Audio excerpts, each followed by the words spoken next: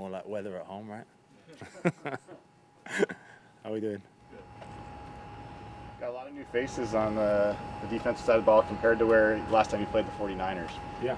How do you feel like that's going to affect this game in particular?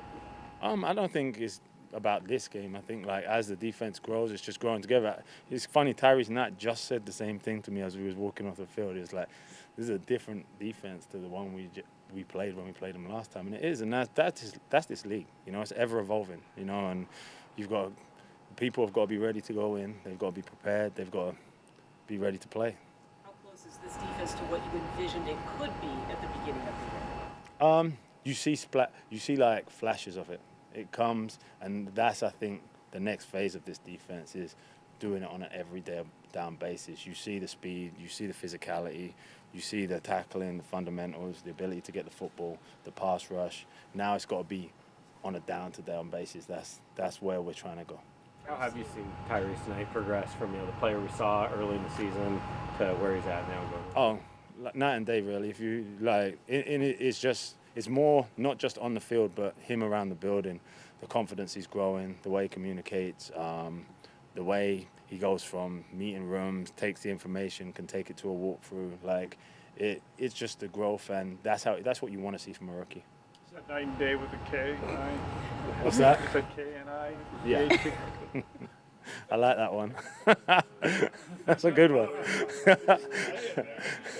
in this defense, how important is shedding blocks? I talked about Murphy a little bit. So there's like 3 certain type of blocks, but it's real critical in this defense to shed blocks. Could you expand that?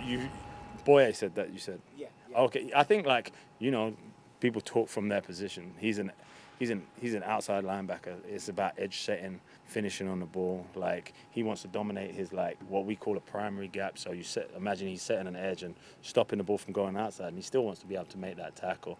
And I think across the defense, the importance of throwing hands and getting off blocks. You see it. That's how you create negative plays, and that's also how you kind of clean up each other.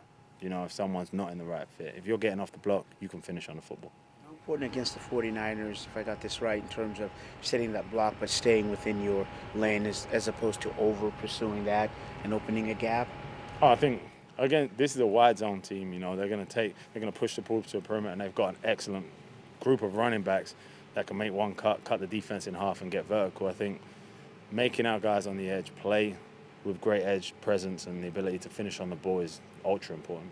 You guys had 26. Oh, go ahead, Bob. Sorry. I was going to say, did you feel in the first 49er game, they had like 3 or 4 just really big plays in that game. Did you feel like there was a theme there with you guys? A couple of them were just like one was the real long run. It was just, to me, you turn it kind of that, it should be it's not a great run for us, 8 yards or 9 yards, but then a couple of missed tackles and that's on your toes and it's like a 48-yard run. Like those are the things that you can't happen, and you can't give the opportunity to give the life to the offense and put them in a position where they're in a scoring opportunity immediately. They're the kind of issues that come up.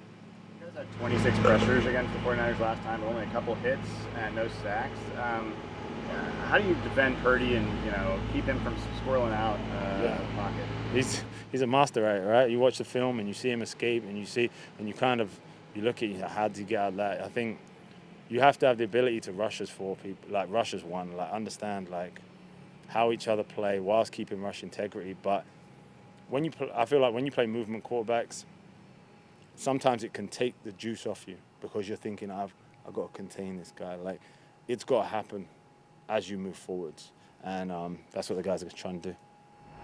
And Ernest kind of taking over the green dot and doing that. He's only been here a couple of weeks. I mean, usually that goes to somebody who's been around a while or whatever. But how I guess, kind of prepared, and what have you seen? I think that speaks volumes to him. The ability to talk to the guys, them to listen, them to hear him. You see it in the room already. He's a vocal guy that when he needs to speak, people listen. And that's one of his qualities, and it's going to help us a lot. Robertson-Harris, is this gold multi-gap guy, and where is he toward using him how you intend to? Is he there yet? Yeah, I think so. I think I think he can have a better presence on second down pass situations and third down, but on first down, the ability to move him around when we're in 4 down and 5 down, he's really there, and I think his role will expand. I think it will expand down to down.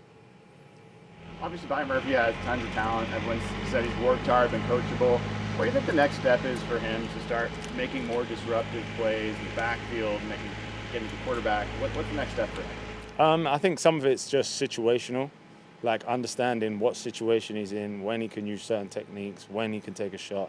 And then as his confidence grows, you know, like I think this is his third game back. And you see, like, there's plays where it overlaps or he takes a gap and he makes one, and then it's like stacking those plays, you know, like, and as his confidence grows, I think we'll see that. It's going to happen. Thanks, guys. Have a great day.